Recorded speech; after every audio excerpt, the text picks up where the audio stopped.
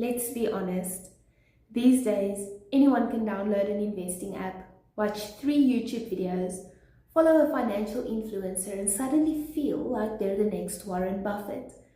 And you know what? That's actually a good thing. We live in a time where information is everywhere. Investing is more accessible than ever and people are taking greater control of their finances. But here's the question. Is investing really just about choosing the right fund or the best shares? Or is it more than clicking the buy button? Today, I want to talk about the difference between DIY investing and working with a financial advisor, and why I believe the biggest value isn't found in the spreadsheets, calculators, or investment products. It's found in the human relationship behind the numbers. Let's start with DIY investing. I completely understand why people love it. It's convenient, it's affordable, and it gives you a sense of control. You can invest from your couch in your pajamas while eating breakfast. Honestly, that's pretty impressive. 20 years ago, you'd probably need paperwork, phone calls, and enough patience to survive a government queue. Today, it's all on your phone. And for some people, DIY investing works really well. If you're disciplined, knowledgeable, emotionally steady, and willing to spend time learning, managing your own investments can absolutely be successful. But there's one challenge. Investing isn't only about knowledge. It's about behavior. And behavior becomes interesting when life starts happening. Here's what I see all the time. When markets are going up, everyone feels like a genius. People open their apps every day. They tell their friends about their returns. They suddenly become investment experts. And then the market drops. Suddenly, nobody wants to look at their portfolio. It's a bit like deciding you are now a professional chef because your first braai turned out well. One good steak doesn't earn you your own cooking show. The biggest mistakes investors make usually aren't technical. They're emotional. Selling when they're scared, buying when they're excited, changing plans every 6 months, following headlines, following friends, following social media trends, or my personal favorite, my cousin's friend knows a guy who made a fortune on this investment. Never a reassuring start to a sentence. Now here's where I think many people misunderstand the role of a financial advisor. A financial advisor isn't just someone who picks investments. If that's all we did, a computer could replace us. As a financial planner, I'm not just looking at your balance sheet. I'm looking at your life. Who are you? What keeps you awake at night? What are you working towards? What does success actually look like for you? Because your financial plan isn't really only about money. It's about people, your family, your future, your goals, your dreams, the life you're trying to build. One of the biggest parts of my job is getting to know the people beyond the numbers. Because two people can have exactly the same income, exactly the same investments, and exactly the same age, yet require completely different advice. Why? Because they're different people. One person dreams about retiring on the coast while another wants to start a business. And that's where the relationship matters. Financial planning isn't about fitting people into a formula.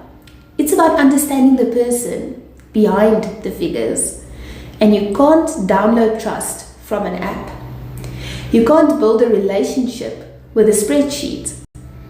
Let me share a real-life example. Obviously, I'll change a few details to protect my client's privacy, but the lesson is the same. A few years ago, I met a couple who were doing really well financially. They had investments, they had retirement savings, they were earning a good income. On paper, everything looked great. In fact, if you only looked at the numbers, you could easily say you're doing fine, keep doing what you're doing. But when we sat down and had a proper conversation, a different story emerged. The husband was hoping to retire early, but the wife wanted to continue working part-time because she loved what she did. They were helping support an elderly parent, and they wanted their daughter to study overseas one day. Suddenly, it wasn't just about investments anymore. It was about balancing multiple goals and making sure their money was working toward the life they actually wanted. We built a plan together, not just a strategy, a life strategy. Over the years, there were market ups and downs. There were moments when headlines made them really nervous, and there were periods when they questioned whether they should change direction. And honestly, some of those conversations had really little to do with investment performance.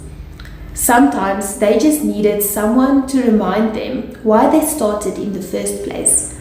Fast forward to today, and they're on track for their retirement goals. Their daughter has opportunities they once only dreamed about, and perhaps most importantly, they have confidence. Not confidence because the market is perfect. Confidence because they have a plan they understand and trust. My biggest contribution wasn't choosing a fund. It was helping them stay focused on their goals, especially when emotions and uncertainty tried to pull them off course. The moment when advice matters most are often the moments where money isn't the main issue. It's when people lose a loved one, change careers, get married, get divorced, sell a business, retire, receive an inheritance, face uncertainty. Those are not spreadsheet moments. Those are human moments. And that's often where a trusted advisor becomes valuable, because we walk the journey with our clients. We provide perspective when emotions are running high. We help people stay focused when distractions are everywhere. And sometimes we simply provide reassurance that the plan is still working. Now, please don't misunderstand me. This isn't about saying DIY investing is bad. It's not.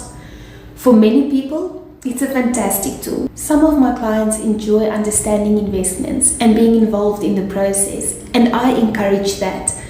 The real question isn't, can I manage my own investments? The better question is, do I want to manage every financial decision on my own? Because investing isn't only one piece of financial planning. There's retirement planning, estate planning, risk protection, tax considerations, cash flow management, major life transitions, and making sure all those pieces work together. At the end of the day, investments are important, returns are important, performance matters, but people matter more. The best financial plans aren't built around products. They're built around relationships. They're built on trust, understanding, conversations, and having someone who knows your goals, your fears, your family, and your story. When life changes, and it always does, your financial plan should still make sense for the person behind the portfolio. So whether you're a passionate DIY investor or someone who prefers having a guide on the journey, remember this: money is personal, and the best financial decisions are often made when numbers and human connection work together. If you enjoyed this video, give it a like, subscribe, and let me know in the comments. Are you a DIY investor, or do you prefer working with a financial advisor? I'd love to hear your thoughts. See you in the next video.